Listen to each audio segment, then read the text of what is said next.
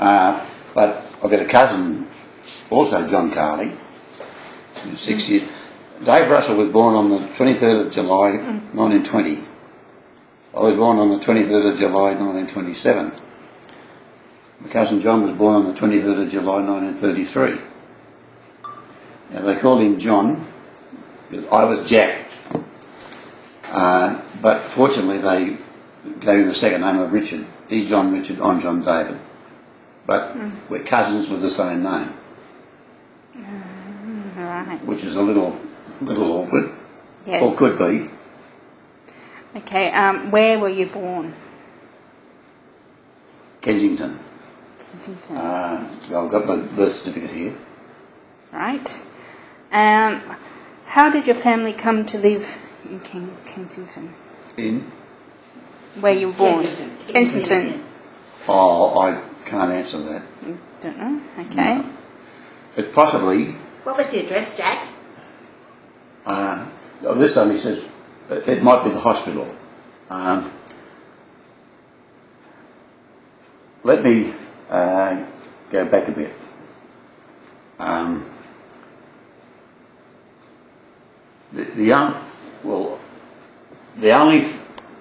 My grandfather, I didn't know him. He died on the 21st of July 1929, 2 days before my second birthday. It doesn't go back that far, this year. And I think at that time, I'm sure Dad said once that Keith was born in October 1929. And I'm sure Dad said once that when Keith was born, we were living in Campsie. Oh, okay. So as far back as I can remember, was all there, 20 Prince Edward Street, Malabar. We lived with my great-grandparents, Tom and Mary Russell.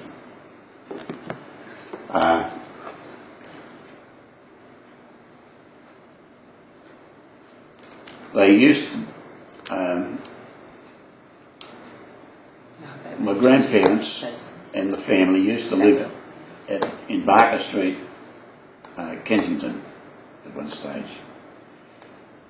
I asked Uncle Tom once whether he was born in Barker Street. He said no, and he said another street, and I just didn't take it in. So they lived in two different houses in Kensington. Oh, okay. Now, the border between eastern suburbs and South Sydney for rugby league was the Anzac Parade. They lived in the eastern suburbs. Now, Tracy's grandfather, my Uncle Jim, and Dad decided they wanted to play football. And they said, no way we're going to play in East, because East have never had a good junior comp. Oh, okay. Never. They still don't have a good... No, they don't. So their grandparents, if that's Anzac Parade, they lived up here somewhere in the eastern suburbs. There's a street here, and they were right on the corner of it. The place is still there. It's flats. And Granny and Grandfather Russell lived there. Okay. So they gave their address as their address so they could play with South Sydney, the South Sydney Juniors. Now, both my Auntie Elsie and Dad told me, Auntie Elsie 2 or 3 times, Dad on many occasions, told me that the two of them got buildings with the buckle end of their father's belt, the things that Jim had done. I mentioned this at one funeral to Lorraine, my cousin Lorraine, and she said, that's interesting. Dad used to tell us that he used to get buildings for things that Tommy had done. Yeah. Yeah. And James and Mum's dad and your dad had issues, like, you're getting blamed for each other for things, didn't they? So. That I don't know, but yeah. Auntie Elsie and Dad got blamed for things that got belted for things that your grandfather had Yeah, done. and he said the same about them, so yeah. Yeah. So, yeah. Now, the silly part about all this is that this was done after he got home from work. If a child or an animal does something wrong, you remonstrate with them at the time. Whether you just wag your finger at the kids, whether you belt Christ out of them. you do it at the time, because otherwise they've forgotten all about it. It doesn't make any sense. But that's all they ever told me Turn him off, I think. Oh no, it's going. about their father. Amy, that's not going to interest you. She's got the other ones in it. I do know, well, they did, both have told me that they left home, probably because of these buildings, and went to live with Granny and Grandfather Russell. Oh, okay. Now, Dad and Mum could have been living there with them With them. when I was born. I have no idea, of course.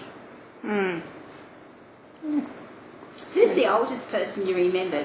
Your grandfather had died, but you remember the grandmother. Oh yeah, that's Nana, yeah. That's Nana. Nana, yeah. She was Nana to all of us. With Auntie Mary to the Russells, but she was Nana to all of us. Do you remember her parents? Mum used to remember them sitting up in a bed, the elderly parents, the Scottish ones. Her parents, yes, Yeah. Granny and Grandfather Russell. Yeah. We lived with them. Yeah. There was a time I asked Lorraine once when Jeanette was born. And I think it was either the 1st or the 2nd of October, 35. Between the date that Jeanette was born and the date we left to go to Balmain, which was sometime in 36, Granny had died in 35. That's right. Now this is Depression times. And there was a notice in the front wall there, house for sale, apply within, which meant that my mum had to show people through the house she was living in, people, prospective buyers. It wasn't sold until sometime in 36. When I don't know, but I know that I had started 4th class at Malabar when we left. So by the time Jeanette was born, to the time we left, there were 16 Carleys in Malabar. Within, you could kick a football between them. Because your grandfather, Jim and Annie, and Barbara, Marcy and Dickie lived in Tabby Smith's place, which was directly behind Alldare in Ireton Street. Yeah. So 5 of them there. There was my dad, Mum, me, Keith and Betty living in Alldare. Yep. 5 of us. And 2 doors down at that stage because the 24 was never wasn't built on. At 26 was my grandmother, Nana, and Uncle Tom, another 2 Carleys. And down at 32 was Billy, his wife Jean, John and Jeanette. 4 there. 16 of us. All living there at the one time. Yeah. Lorraine's on a Pat Malone now. She's the only Carley left in Malabar. Oh, poor thing. Oh. I said to her, now we would have been the biggest family in the bay. Yeah. She said, oh no, I thought that maybe the Somervilles might have beaten us. Because there were a hell of a lot of Somervilles. Up at Hornsby too. Somervilles? Yeah. Big known in I'm Hornsby. trying to think of the lady's name now. I can't think, but where I work at just talking. Do you want to turn it off? Where I work at Link in Maroubra. yeah. No, but she yeah. Have you got a photograph of the house in Malabar? No. You haven't. Yeah, because it's Was it very Not open there. around? No. Were there Long other gone. houses? You said, There might be you said there photos. was a house behind, but was it fairly open, the rest of it, or was it? No.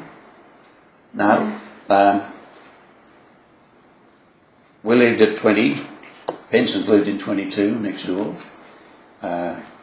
24 was vacant. Doug remembers this, the land to the side. That was Uncle Jim's block, your grandfather's block.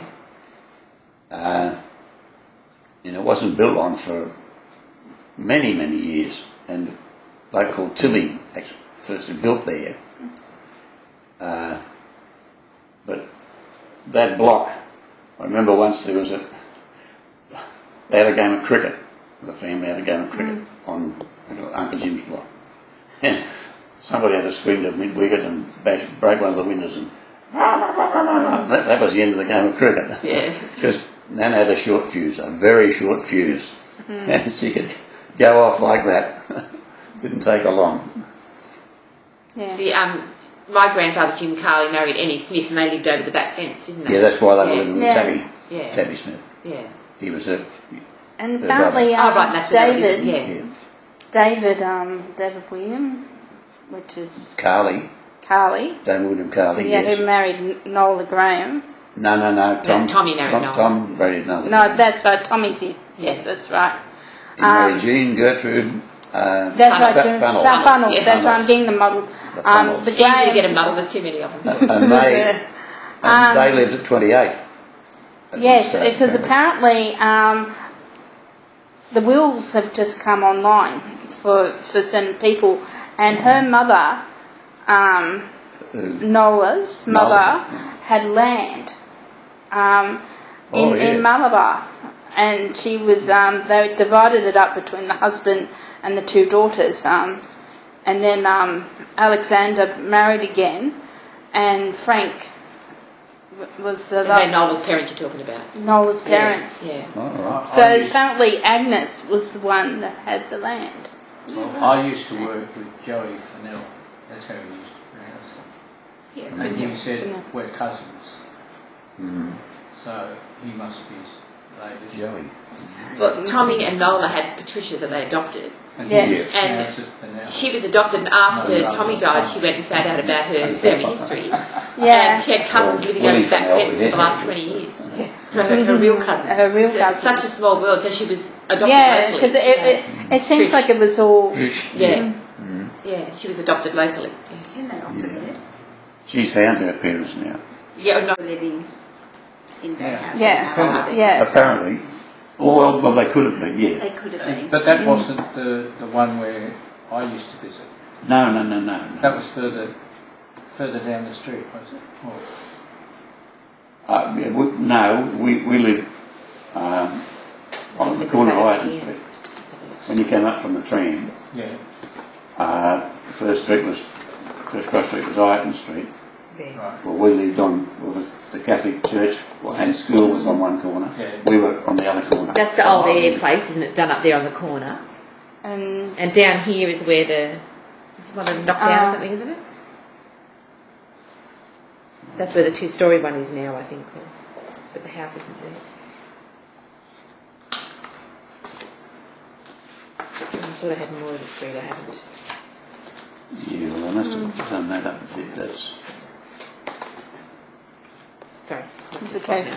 Yeah, some of these are the Smiths, so they won't interest you. There you got this big house. Yeah, that would have been Interesting. 26. Yeah. But somebody's done over the fibro because there was fibro under there. And that would have been Tilly's done up, Tilly's place done up, because that wasn't the way Tilly's was. But That's where Moore Nana used to live. yes, yeah, Right. yeah, And that's where I used to yes, visit. yeah, it would have been. And that's been knocked down now, and Oh yeah, that's Yeah. that's Well, Ireland. I sort of remember that. so next to the You remember two-story that, with all the do you? windows. No, No. only that. I mean Yeah. that, yeah. Yeah. Yeah, that wouldn't have been. But that's either timber or Or plastic. cladding or something over it. Yeah. Yeah. And then that's so there's that house, then there's that one. Is it? Is that right? And then the one on the corner, is that the same street we're in? Same Yeah. street. But no, So- that was that's Penson's. So So there's this one, there's then this one. then that one, then Right, this one. yeah, okay, so they do join together more or less. That one and that one are side by side. Yeah, Yeah, okay, yeah. Yeah, that So was there's good. two houses between Old Air and your grandma's in Ennis. Now, yes. Yes. Yeah. They weren't when I first remember them. Yeah. Because that wasn't. And so which was the block that Jim Carley owned? That's that one. Where the two-story one is. Yeah. Okay, yeah. But that two-story would have been. See, Tucker bought 26, Yeah. Yeah. and Tucker and Kathy had two daughters, and one of them bought Tilly's place, 24, and I believe they all lived in Tilly's. I call it Tilly's. Yeah. They all lived in Tilly. No, sorry, they all lived in 26 while they did up Tilly's. Probably made that. Yeah. And then they all lived in Tilly's while they rebuilt 26. Right. And at one of the funerals, where the wake was at the golf club, Kathy said, Tom was interested in seeing things, and so was I. And Kathy said, I'll take you through the place. So we drove up there, and she took us to, they built this 2-storey house with a granny flat on the back for her, and she took us into the 2-storey one. He had a place set up with a telescope, and it was aimed right at the north point All of right. the bay. Yeah. It was always known as Long Bay. Yes, And yes. I think Philip named it Long Bay. See, the first fleet landed in Botany Bay because that's what Cook knew. That's why the Cooks River runs into Botany Bay. But Philip thought it was no good for settlement, so he went to find somewhere else. And he probably named Little Bay on the way, just round the corner from La Perouse, and Long Bay for a natural reason, because it is a long bay. Yeah. There's no surf in Long Bay. That's the sort of beach I like. And we're talking earlier about Rua and Keith. Rua was the Coogee, and there's not much surf at Coogee either, and there's no surf whatsoever at Malabar. And they were both into life saving, but both Coogee and Malabar were members of the Royal Life Saving Society, because there was no surf, so they were in the Royal. Yeah. And the Royal used to have carnivals as well as surf life-saving carnivals. So that's where they met, Yeah.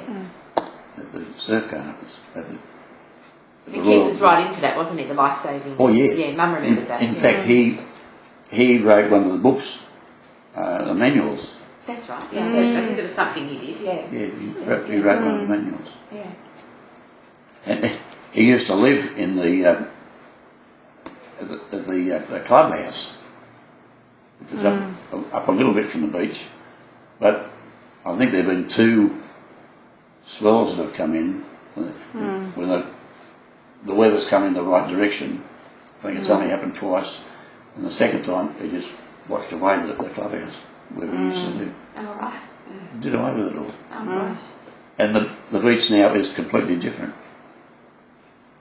Because I went out there with Narelle, Bromwell and Lyndon, and I showed them all around. And the way you get into the beach now, no way you could have done that in my day. Yeah. Sorry, that's it. I'd love to go for a drive with you one day there. Maybe one winter when it's not so hot and we'll go for a drive and have a look. I'd love to. I also took them to Balmain, so show them around Balmain. Yeah, lovely. Well, we might play that for winter, hey? I'll take you for a drive. And Yeah, give you a okay. tour.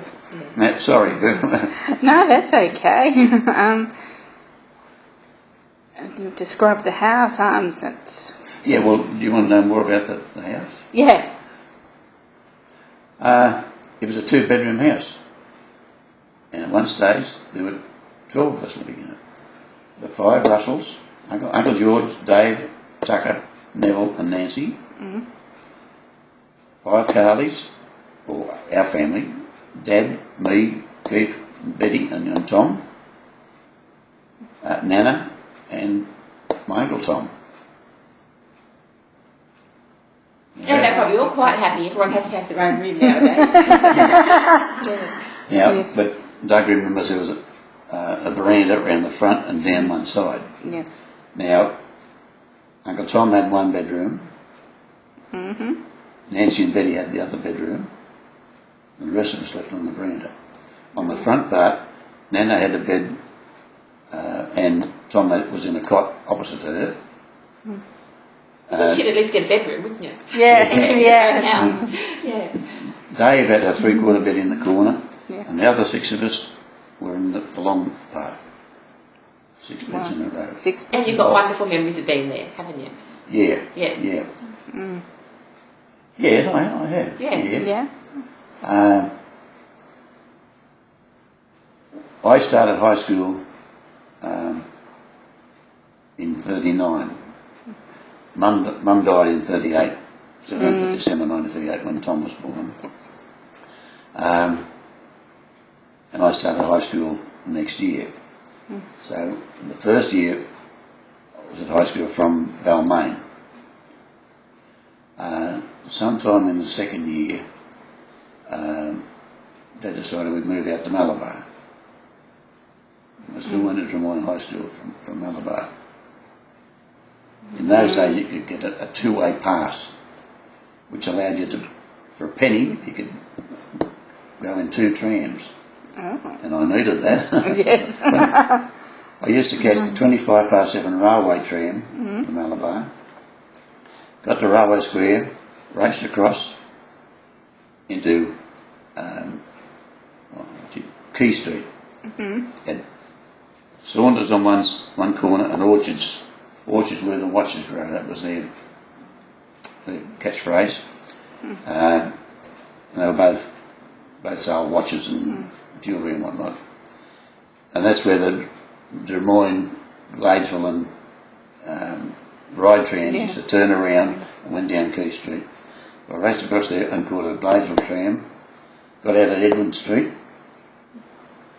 you know Edwin Street, and walked the rest of the way to school.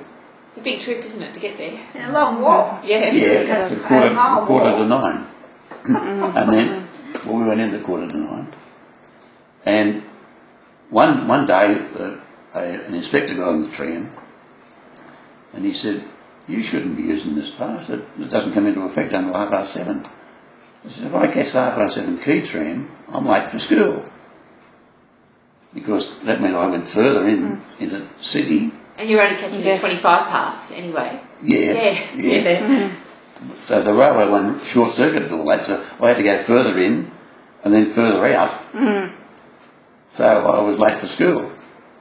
Yes. No way, I changed and I'm getting this railway tram.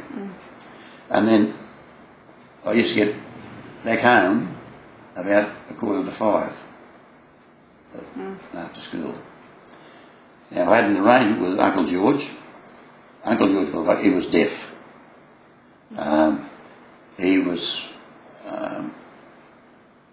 He looked after horses in the First World War, and he was with the artillery, and all the cannons going off, they made him deaf. And he didn't get a hearing aid or after I'd left, 26, it was years and years later, so everybody shouted when you were talking to him. There was only one light on that long stretch of veranda over his bed. And we had an arrangement. I could do my homework up to 8 o'clock. At 8 o'clock, the light had to go out. So I learnt to prioritise. Yes. Very early in life. Kids would be amazed now, they don't even need to, like sharing lights even, not just sharing bedrooms, just, sharing beds. Was the only light on that side. Yeah. Most of us went to bed in the dark. Yeah. So you did your leaving certificate at Drummoyne? No. No. I was only intermediate. I didn't do the leaving certificate. I was made to go out to work after the intermediate. Then what did you do? I got a job at Crompton Parkinson. Oh, Crompton Parkinson's? Yeah. Oh, down in Five Dock? Yes. Oh. Yeah. Well, we used to walk up Civic Street. Yes.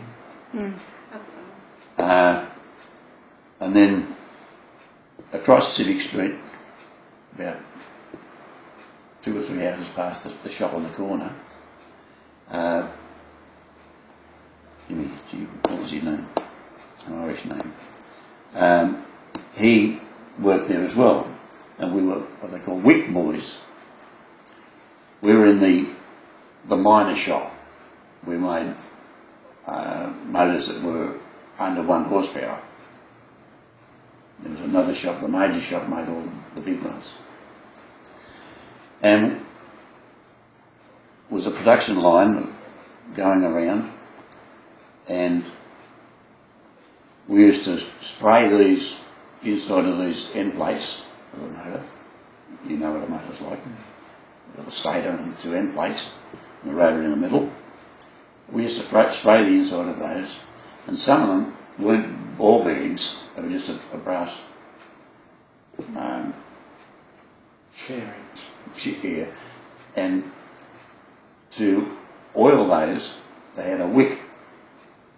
We used to make this wick, I suppose it was about this long. We double this thing up, tied it with string, and just snip the top, so that because they were straight pieces inside, and woven on the outside. And we used to put this in the end shield, put that in, and then spray that. They used to fill that with oil, and the wick just gently spread the oil onto the shafts and kept them going. We both wanted to become apprentices, and they turned us down. One bloke was up in the major shop, they apprenticed him, and this was in the wartime, so it was 42, it was 39, 40 and 41 was when I was at school, in high school. So one day Jimmy says, "Oh, look at this. There was manpowers in operation then, and you couldn't, if you were in a reserved industry, you couldn't leave. You were there. You needed a damn good excuse to get out of that place and get another job." So there was a manpower office in Leichhardt. I forget whereabouts in Leichhardt it was now. But he went there and spoke to a bloke, and he said, "Well, the only way you can get out of this," he said, "is find yourself an apprenticeship somewhere. Find somebody who's going to give you an apprenticeship, and come back here," and he said, "and I'll sign your papers." So Jimmy got an apprenticeship with Codox, Cockatoo Docks, and one of the women in the kitchen at the bank where Dad worked, her husband worked at Clyde. He was a labourer in the boiler shop. So we went down to see Nat Fraser, the foreman, electrician, and Nat said, "Yeah, I want an apprentice." And so we both had armed with this. We both went into the Leichhardt, phoned up to this bloke and he signed the papers, stamped it and whatnot. We went back to Tromp & Parkinson, walked into the office and says, "Here we are, we're leaving." So the apprenticeship was for what? Electrician. Electrician. Electrician. And And that's We're your, both electrician, Jimmy and I. so that's your final qualification. And you worked with Commonwealth Engineering, wasn't it? Clyde Engineering. Clyde. Com Engineering was the other side of the railway line. All right. So you, And that, what did they make? Com or Clyde. Where you worked, right. Everything. The only, apart from the office, and there were 2 offices, an old office and a new office, the only place in the whole works that wasn't called a shop was the foundry. And that was sounds silly, wasn't it? The foundry shop. Everything else was a shop. Carpenter shop, boiler shop, blacksmith shop. They had everything there. Virtually every trade. My grandson, young Will, is doing 2 nights at Tech as well as his schoolwork. One night is blacksmithing and the other night is welding. And he knows about blacksmithing. Well, they had hydraulic jacks, hydraulic hammers, and as well as normal blacksmithing. They did everything at Clyde, just about everything. For the war effort, they made a cannon is a barrel, but underneath that was a U-shaped thing. They made those for the 25 pounders. At another place where they were doing things for submarines, it was a that sort of shape, or it was that sort of shape, stainless steel, and these were runners for the conning tower in the submarines. They had an aircraft shop where they did parts for planes, and the first job I was on,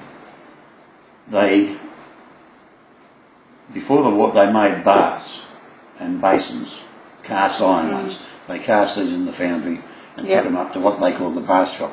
I would have called it the enamel shop, because that's what they enamelled them.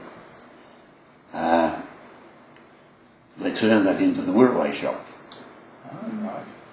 The Wirraway was a training aircraft. It was all our boats had to fight the Japs in New Guinea. Yeah. The big Hunterly Yanks came to their boat fighters. That was my first job. The first year I was with a bloke called Russell Sharp. He was, I don't know, late 50s, early 60s. Had grey hair and baldy head. He had 7 kids. That's probably why he was grey and baldy. Yes. He wasn't the best though. No. One of our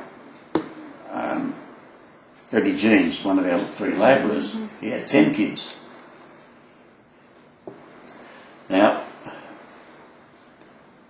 of course, being in first year, I had to sweep the shop and get the lunches. And in those days, well, when I first started, they had a big hot water system with, must have been about half a dozen great taps. And all the boys from the different shops had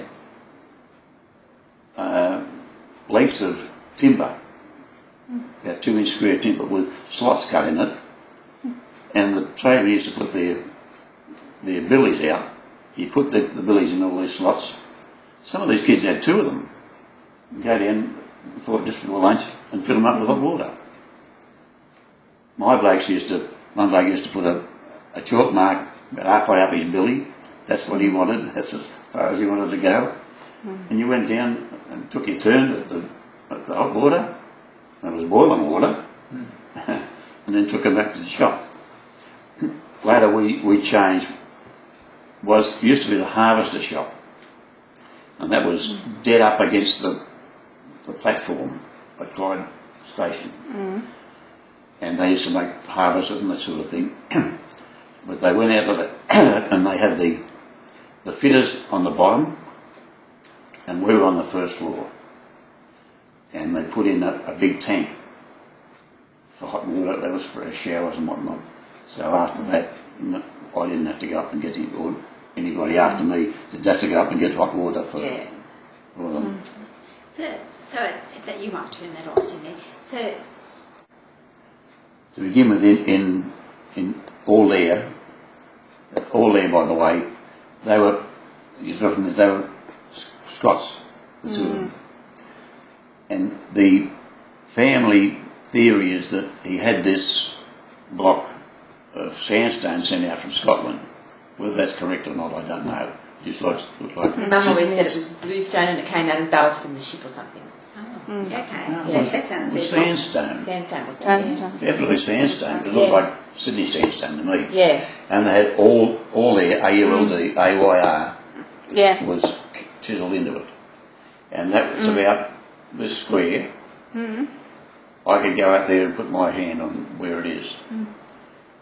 The people who own it now, after it was sold, somebody along the line, because the bricks were virtually black, we could say they were blue-black face bricks.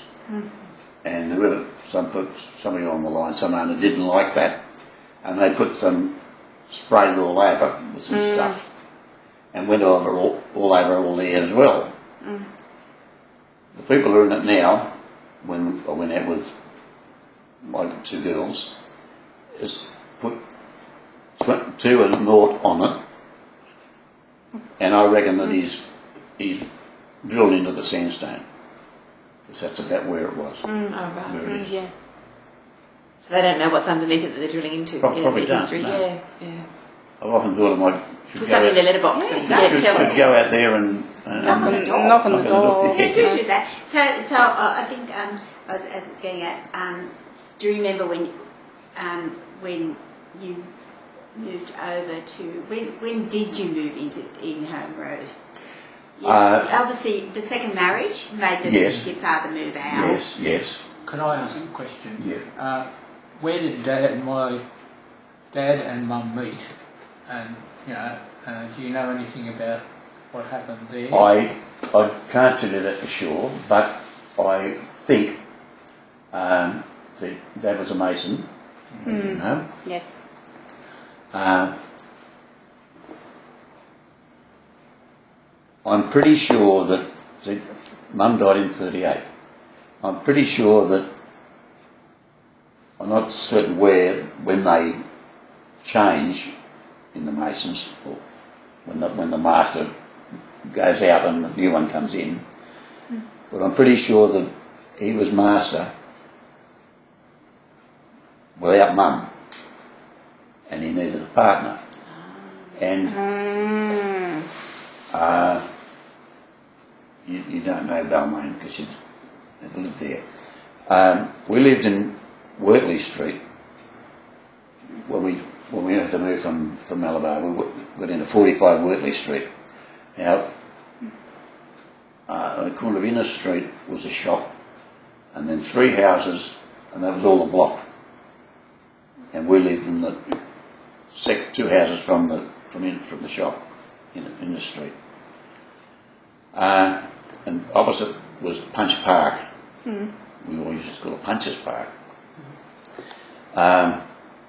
If you went up the street, Wortley Street vanished and it became Reynolds Street.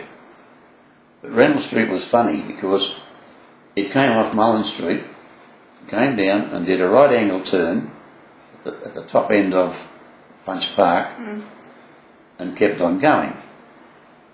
And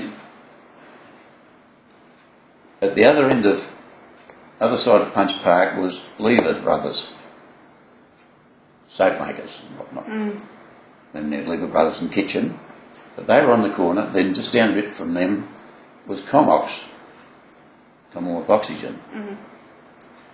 Now, Reynolds Street was steep, and going around that corner was still on the down curve, and they went round in the corner. Some of the Comox blokes would never have the same number of bottles coming back as they took out. And sometimes they were above they had sides in the back that's flipped down. And now and again a bloke might go around too sharply or too quickly, and a bottle would fall off and roll down the hill. Didn't do anything. There were no cars, and none of us were. So the poor bugger had to get out and go down the street and walk his bottle back again. But it also happened with Lever Brothers. Somebody would get to know that they used to use copra and peanuts for the oils. Nobody was interested in copra, but somehow or other some kids used to find out that peanuts were coming. And they were in big sacks and stacked right up. And you'd get some smarty, as his truck's going around the corner, slice it. Get a slash in the bag of peanuts. And peanuts were everywhere. And the kids would come from everywhere. If you had brothers, you sent somebody home for A container. otherwise you're stuffing them in your pockets. They were raw, so you had to bake them before you could eat the damn things. But peanuts everywhere, all over the footpath and in the garden. Yeah. My as mother used to live over in Balmain too. Yes, yeah, well, as this Reynolds Street came down and turned the corner, I then made a bit of a dog leg, from memory, and just about at that dog leg was Tommy Brunton. Ah, yes, yeah. Tom Brunton. And I think he may have been in the Masonic Lodge as well. And Yeah, they were in the Masons. Your mum lived with them. And I think he used your mother as his partner for, special things for the functions and stuff. Yeah, for functions events. and things, yeah. And that's how they met. Yeah, I think that's how they met, yeah. Oh, that's good to know. Yeah. So they met through the Masonic Lodge. So. You could virtually say that, yes. Yeah. It must have been a very traumatic time when your mother died. Do you remember being told? Being told? That's a good question. I think that it was meant to be a home birth. Tom was meant to be a home birth. Though I didn't even notice she was pregnant. Mum at that stage was about 15 stone. She was a big lady. And I didn't even notice she was pregnant. And it's only 11. But there were complications. And I didn't know anything about this until Dad gave me some money, I think about $2 or something like that. Says, go and pack a bag for the three of you and go out to Nullarbor. Take the others out to Nullarbor. In those days, at the tail end of this Reynolds Street, we called it Bald Rock. It was called Bald Rock. It was a container terminal built there. That much story there. This wasn't a real ferry, it was more a launch. But it used to go to, there was a Stephen Street wharf, which was further down from, when you going down to Balmain East. Stephen Street wharf, then it went across to Piermont, and then to Erskine Street. The Darling Street ferries used to go to Erskine Street as well. They were on one side and we were on the other. And the King Street tram used to come down and meet the ferries there. That's where it stopped. That's it. So take the kids, take the others too, and go out to Nullarbor. I knew what that meant. You go out to Nana's place. This was the 17th of December. It was on the day. On the actual day, Yeah. We weren't told until after Christmas. Dad took us to, now there's an industry museum station at the corner of Liverpool Street and Elizabeth Street. The little park just behind that, part of the park just behind that. He took us there, the three of us, sat us down and told us that our mum had died. That Tom had fought his, Mum had died but Tom had fought his way out. Now that's not what Margaret found when she looked this up on Wednesday. And that's what we knew. Your mum knew about it. That she died? Yeah. Because she said it one of those days at Nancy's. Yeah. Nana told her not to tell us anything, not to say anything to us. Yeah. They already knew and you didn't know yet. We didn't know until So no funeral or anything? a month after. You didn't get to go to the funeral or anything? Of course not. Thereafter, nobody ever spoke about it. You know, like No, it's just a black cloud that hung everywhere. Nothing from Dad. No, didn't even know how, why, anything or. Do you remember talking about it amongst yourselves, your children? No. I was 11. Betty was 6 at the time. She can remember that day. Me taking her and busting her. Does she remember your dad telling you? Or not? No. She wasn't there. It was in the street. Yeah. Out in the street, and just Dad told me no. Betty wasn't there. Dear, dear. Yeah. But after school had finished, there was a Coles up in Roselle, and their cash tray then was nothing over 2 and 6. And I was given 2 bob, and Dad and Mum says, go up to Coles and buy some things for the lot of you for Christmas. Now I don't know whether you remember the one in town, Coles, in George Street, went through to Pitt Street and King Street, Yeah. and they had long, what can I say, benches sort of thing, with, and the girls inside. That Penrith down, I can remember the one in Penrith down here, exactly the I same. remember the one in Five Dog. Yeah. Probably And they stood inside The between same, benches. that's the way they were, the same sort of thing, yeah. So I went up there, and toys were on, pardon, on 2 of these. So I ran round and round these damn things. I've only got 2 bob in my mind, and yeah, I've got to get something for me, for Keith, and for Betty. This 2 bob. And I was always pretty good at school, and the maths were going around, yeah. I finished up with 2 things each for Keith and myself, which were the same, and 3 things for Betty. What were they? All I can remember now is that they were this round, you know those things where they've got ball bearings in them, and they fall into little holes. Oh, yeah. And Yeah, but that's there were only 2 ball bearings in it, and these were big round things, and they were about this high. One of those each for Keith and myself. They probably loved it, yeah. Yeah. They look good, they look big. Yeah. But you did well shopping at that age too. Yeah. you know, yes. Yeah. Oh, Yeah. And something for Betty. And, 3 things for Betty. And they were what we got for Christmas. Yeah. Yeah, what were the 3 things you got for Betty? Oh, I can't remember Can't what they remember were. that. No. But you remember you got more for Betty than you did for Gosh. yourselves. Yeah. Yeah. Yeah. Yeah. She was little and She cute. was my sister. Yeah. Yeah. Yeah. Yeah. Did you And they were what we got for Christmas. Yeah. Apart from Uncle George always used to give me a book. I don't know what he gave the others, but Yeah. I always got a book from Uncle George. I don't recall Nana ever giving any of us anything. She probably couldn't afford it. Mum always said she never knew how she survived with all the people she looked after, and she did so Yeah. well, feeding everybody, and Yes. yeah, Yeah, but she got bored.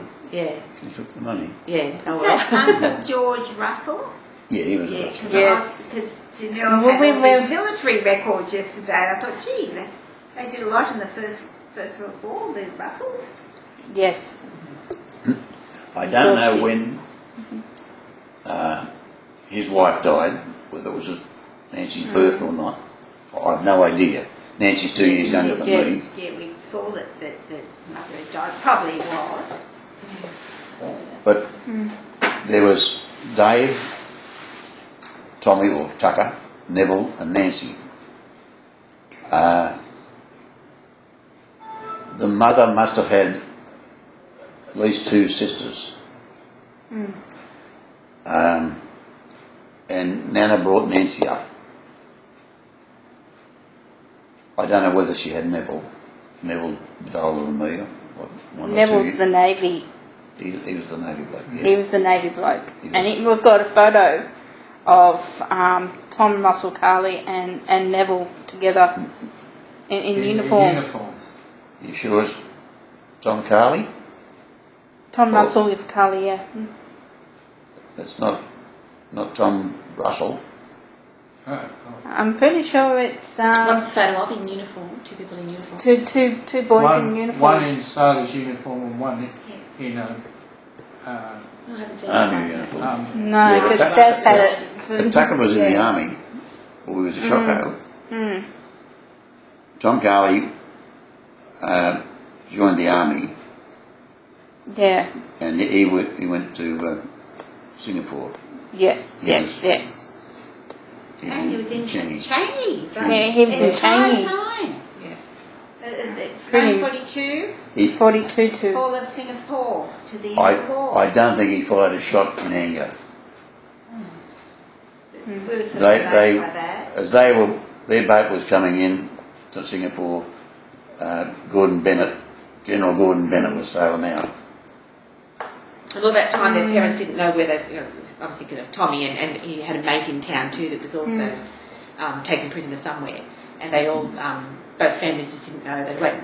I've got it written down, but Mum told me about them putting some sign in the window or something, and his mum and this other mum used to get together all the time and talk because they were both didn't know for years where their kids were. You know. So, are there any diaries that exist from then? No, not that I've got anyway. Or their experience in change? Because anyway, look, they're all told to come back and forget about it. Don't talk about it. Yeah, that's right. Well, he when he came back, he said, of course, we were all there in Malabar in 26, and he said the Poms were all right. We couldn't have existed without the natives. He said, but the bloody Dutch, I couldn't. Yeah, Arrogant. He said, I wouldn't trust them as far as I could kick them. So they probably dobbed in the Poms and the Aussies and whatnot. Yeah. And they, you know,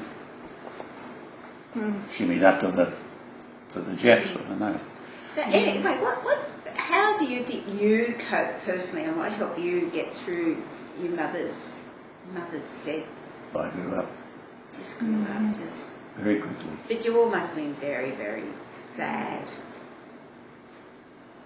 Do you think you sort of acted out in any way? I don't know, I've never, I don't think I've ever shown it. But there's one song I always played at the pianola, Memories. And whenever I played that, I thought of Mum. Mum. Was it a song she liked, or? No. Or just one? No, this was just one of the many roles out there at Malabar. And it just made you think of your mum. Yeah. Some people might have thought, well, maybe my kids might say, well, maybe you're thinking of Mum. But no, it was my mum, I thought. But now I To be fan from it. Well, it's, you know, I mean, these days you'd have counselling and all sorts of things, and I know how hard it was for me to lose my mum at 18, and I think, you know, like, to lose your mother, and in such a horrific way, really. And well, we didn't know really how she died. We weren't told much. Dad said, well, your mum died and Tom was born. And that's it. And then not to ever say the name or talk about that person ever again. It's just... Well, I was never told horrible. anything about Dad's previous wife. No. He never talked about it. No. I think he just wiped the slate clean. What is the loveliest memory you do have of your mum? Watching her sitting out at the dining room table, either knitting or crocheting, reading a book at the same time, and the radio going. And she used to knit lovely things, jumpers and all that, never without jumpers, cable. That's the photo. No, it's Tucker. That's Tucker. Yep. Okay. Definitely Tucker. Oh, Somehow. I haven't seen that photo, but gosh, they're familiar. Yeah. So who is it? Tucker? That's Neville and Tucker. Oh, right. Well, Neville. he was called Fat. Oh, right, yeah. Fat when he was... Tucker was. No, Neville was Fat, maybe he was Tucker. And then after Tucker died, a lot of people called Neville Tucker. Handsome looking, isn't he? Oh yeah, yes, yeah, because He it was was in Dad's the actual photo Dad has. Oh, right, yeah. He was a big black Neville. Mm. Somehow it got into He our... was on the F. But isn't it good to know you can label them properly then, isn't it? You know, Yeah, because He went- that's always the good part of talking to females. He went over to It England is. to bring back we knew both that the was Sydney Neville, and the but we Melbourne. weren't sure about... Oh, wonderful. That was funny. They got back from the Sydney was the first one to come out. So both Pommy aircraft carriers. Yeah. And he came back and he said to his father, Dad, he says, I know what you mean about these bombs. He says, they wouldn't even drink the bloody water, let alone wash in it.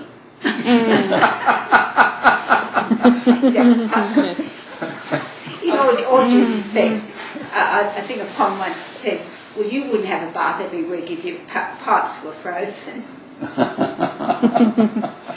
Mum said in her Because story. his father was in the First World War and got to England at some stage because he told us all about bombs, and Neville said, yeah, you were right, Dad, about these bombs. They wouldn't even drink the water, let alone washing it. Mum was saying about Uncle Tom, she said he had two cats named Bing and Bob. When Yep. he was in Changi for about 5 years and they didn't even know he was dead or alive. They had no arms at all, no guns, they just had pretend broomsticks for a while there, just so they could carry something. Oh, right. Yeah. And he sent one letter back to Nana, and he said, "Our Bing and Bob." So we knew. That's what I was going to say. Mum said when they first went to meet him when he was coming home, the first thing he said is, "How's Bing and Bob?" Not anybody else about his cats. Well, Bing had died, or Bing had gone. He got lost. He went away, but Bob stayed. Bob was just Bing and Bob from the Crosby Brothers. Bob was a light colour tabby. Bing was much darker, but he vanished, he went off, but Bob was still there. And Mum said he got taken prisoner of war for all those years. No one knew where he was or anything. I can remember old Mrs. Knight lived down the road from Mrs. Carley, and they used to meet up once a week. Have you had any word?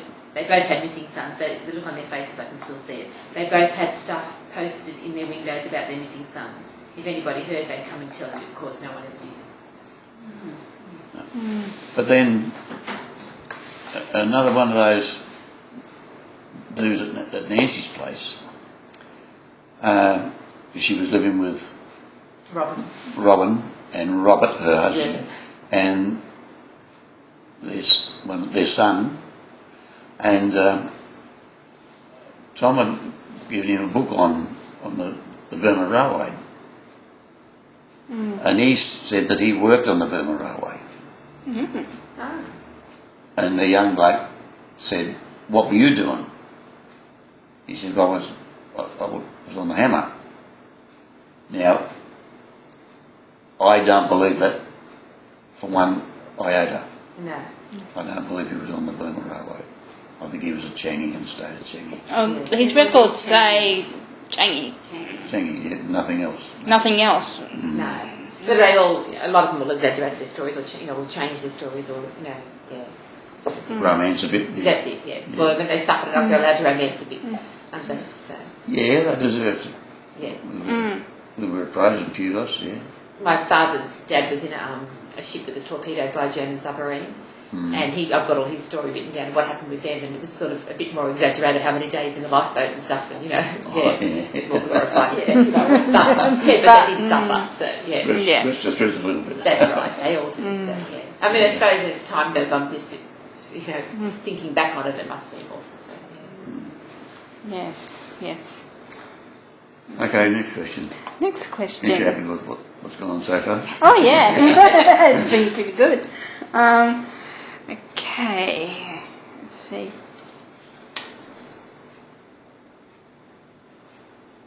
He's covering a lot in general. Okay, I'm just reading through and going, oh yeah. This is a good one. I'm at your disposal. You can. Yeah, I know. What was your favourite toy? Yeah, what was your favourite toy? My favourite toy. Yes, that's one of the questions. Favourite game? Favourite toy? Pastimes, toys, games. Games. Well, we didn't have much in the way of toys. I wouldn't say I had a favourite toy Game? that we played. Well, Well, while we were living in Malabar, everybody was into marbles, and we played cricket in Prince Edward Street. From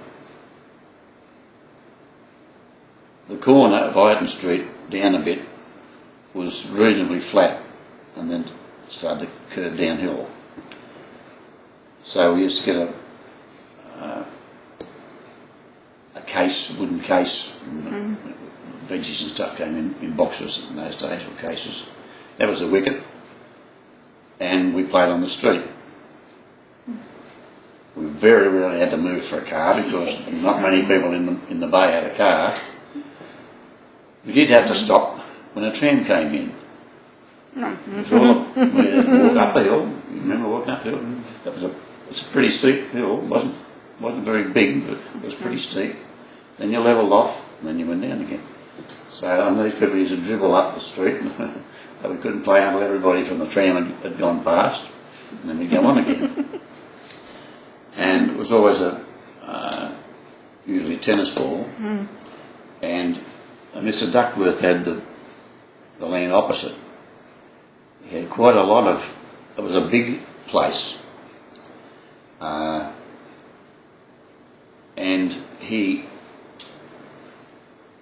I was told that he gave, there was a Prince Edward Street, then there was Victoria Lane, then Victoria Street.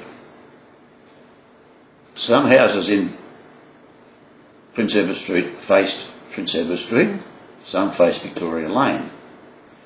Morris's faced Victoria Lane, Frosty's faced Victoria Lane, and I think the one next to Frosty's did too. But it was a big block of land, and I believe I was told that he gave the land from Victoria Lane to Victoria Street to the Methodist Church. Now, we first went to the Methodist Church because Mum taught Sunday school there. But then for some reason they closed down. And then we had to go down Prince Edward Street, up Raglan Street to the Anglican Church. I've got a story about that, but you may not want to hear about all that. It's got nothing to do with the family. And he was just a house in this big block, and lots of trees and shrubs. If you hit the ball over the fence, it was only a 6-foot bowling fence, you had to fox it. Now that meant you went down Ireton Street in the gate, went down to the kitchen door, knocked on the door. Miss Inglis, that was his housekeeper. Can we get the ball, please? And sometimes she'd go out with you and say, where the hell did this come over? Whereabouts did the ball go? What was the trajectory? Where am I looking? The place is full of shrubs and things. You'd eventually find it and chuck the ball over the fence, and of course you were out if you hit it over the fence and somebody else was playing. Yeah, that was fun. But in Balmain, when we moved there, we again played in the street. During football season, we used to kick a football up and down, playing forcing back. Or in the summer, we used a tennis ball. We used to throw the tennis ball. Doing the same thing. So lots of outdoor stuff. Lots of fun. Yeah. Well, there wasn't a lot of room inside to do much. Did you read a lot when you were young too? No. No. I still don't read a lot. No. Mum was always a big reader. She used to read a lot. But yeah. It sounds like Uncle George was very good giving books. He gave me 2 books of Robin Hood. Robin Hood and His Merry Men. Robin Hood, His Merry Exploits. I'll never forget the titles of them. I had those for years. Some of the stories were duplicated, others weren't. Yeah. Did you have any pets or? When we were all there, we had a sign on the gate saying, "Beware of the dog." There was a dog there. Dad kept canaries. He had a big aviary. I remember learning my first song when I was about 4. There was a hole through the den in the bay, and it's depression time. We used to have community singing, and they'd have raffles and things. I remember once Dad took a pair of canaries down as the raffle prize. Oh. But Buster was 2 years younger than me, and one day a kid from his class, a bloke called Pendlebury, I don't know what his first name is, this Pendlebury kid came around to play, and they got in the bloody aviary and left the door open. Oh dear. no. So he's in trouble. Yeah. That was the end of the aviary. Oh, Goodness. Did you ever remember your dad having birds, Doug? No, he told stories about a cocky. Oh, yes. Was that Call Smith's him cocky? Kelly. Kelly, yeah. Kelly, come and get me, Kelly. Yeah, that meant Carly, but it was Kelly as far as the cocky was concerned. I'm not sure where that was, where they were living then.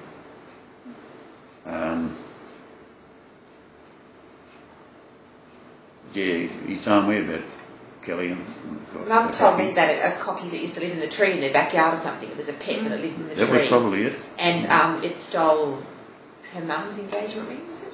Something? And took it up the tree and never got it back. I don't know. Yeah. It's her mum's engagement ring, I think it stole. Yeah. I remember him saying that they also had a cat who used to fight the dogs, used to frighten the dogs off. And men. Yeah, it was, Cats are pretty good at must that have been a sort good of one.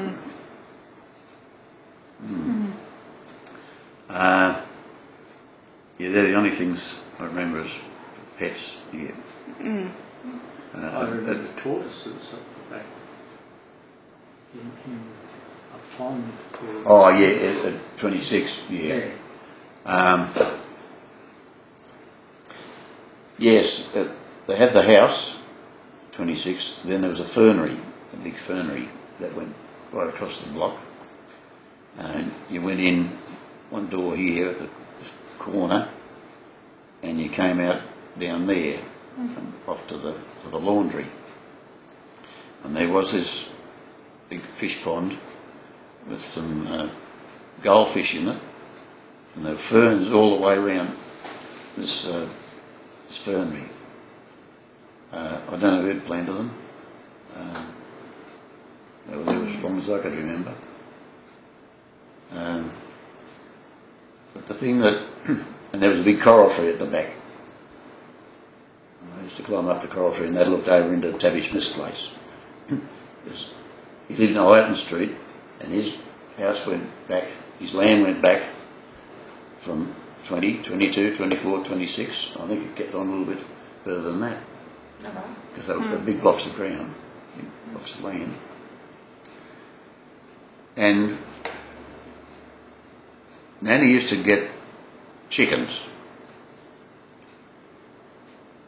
a few months before Christmas and feed the chickens, and they were always up the backyard past the fernery.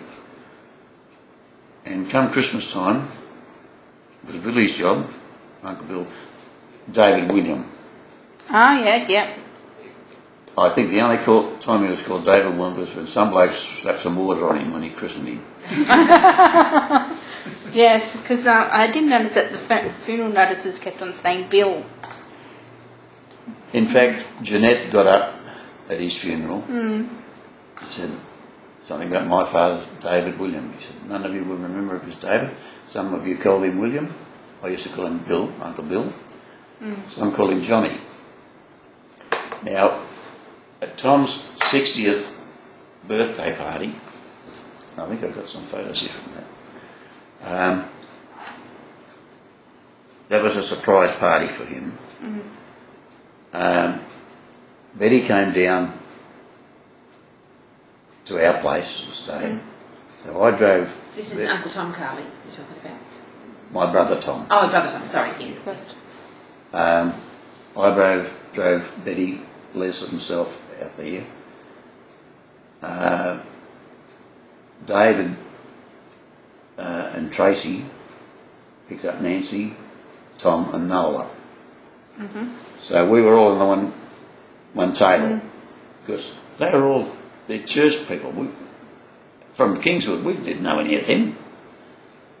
So we were all together and we started talking about family, and Billy came up, Billy and Johnny, and I said, I remember once Dad telling me that when he was young they used to call him Bunny.